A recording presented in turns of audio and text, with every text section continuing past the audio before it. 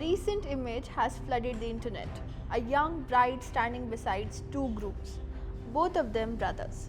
No, it's not a movie still or a prank wedding. This is real.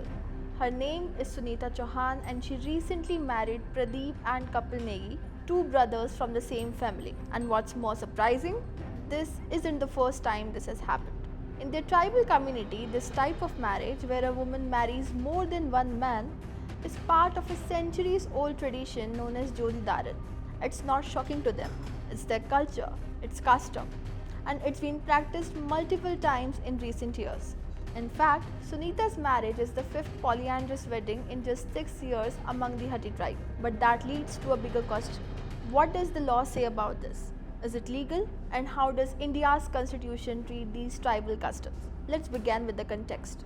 The Hatti tribe inhabits the Transgiri region of the Himachal Pradesh and was granted the status of a scheduled tribe by the central government in 2022. In their culture, polyandry, particularly when a woman marries brothers, is seen as a way to preserve undivided ancestral property, especially agricultural land. Supporters of the practice argue that it prevents disputes among siblings, it reinforces family bonds, and even offers greater security to the woman as responsibility is shared. But here's where the legal complexity begins. Polyandry, where a woman has more than one husband, is outlawed under Indian law. The Hindu Marriage Act of 1955, the Special Marriage Act, and now the Bharatiya Nyaya Sanhita all prohibit both polygamy and polyandry. However, there is a key exception. Under Article 342 of the Constitution, scheduled tribes are accorded distinct legal recognition. In fact, Section 2, Clause 2 of the Hindu Marriage Act specifically states that its provisions do not apply to scheduled tribes unless the central government explicitly directs otherwise by a notification in the official gazette. In the absence of such a notification, tribes like the Hattis continue to be governed by their own customary laws, even if these laws are uncodified or undocumented.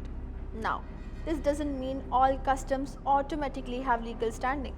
The law defines custom as a rule that's been followed for a long time and has gained the force of law. But to be valid, a custom must also be certain, reasonable, and not opposed to public policy. If challenged in court, the burden of proof lies on the community to prove that the custom actually exists and is followed. So, where does the Uniform Civil Code UCC come in? In 2024, the Uttarakhand government implemented a UCC, a uniform set of rules for all citizens regarding marriage, divorce, inheritance, and adoption. The UCC prohibits polygamy, mandates marriage registration, and ensures equal rights for spouses across religions and communities. But, and this is more important, scheduled tribes are exempt. According to Section 2 of the Uttarakhand UCC rules of 2025, these rules do not apply to any scheduled tribe or to any person or group whose customary rights are protected under Part 21st of the Constitution. This reflects a constitutional commitment to respecting tribal autonomy, especially in culturally sensitive areas like marriage and inheritance. However, Indian courts have increasingly tested tribal customs against the Constitution, particularly when they conflict with fundamental rights. Take the 2017 Triple Talaq judgment, for example.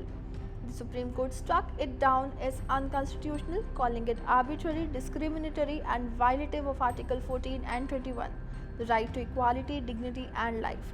Or the Sabrimala Temple case of 2018, where the court ruled that preventing women of menstruating age from entering the temple violated their fundamental rights, including freedom of religion and equality. More recently, on July 17, the Supreme Court delivered a major verdict in the case of Ramcharan and others versus Sukharam and others. This case involved succession rights for tribal women. The court observed that if a custom is silent on inheritance, it doesn't mean women can be automatically excluded. The court ruled that excluding female heirs just because of traditional male preference is a violation of Article 14. In a powerful statement, the court said, "Customs too, like the law, cannot remain stuck in time. Others cannot take refuge in customs or hide behind them to deprive others of their rights." So, coming back to Sunita's wedding, it sits at the intersection of culture and constitution, of ancient practice and modern legal scrutiny. Is this marriage legal? Technically, yes, under tribal customs which currently remain protected under constitutional exemptions. But for how long? India is changing, and as the Uniform Civil Code debate gains momentum nationwide, more such questions will arise. Should all citizens follow the same civil laws? Or should tribal identities and customs continue to receive special protection? It's a conversation about tradition, autonomy, legality, and what justice means in a plural society like ours. So, what do you think? Is this an example of cultural preservation? Or is it time to revisit such customs through the lens of equality and modern law? Tell us in the comments. Let's talk.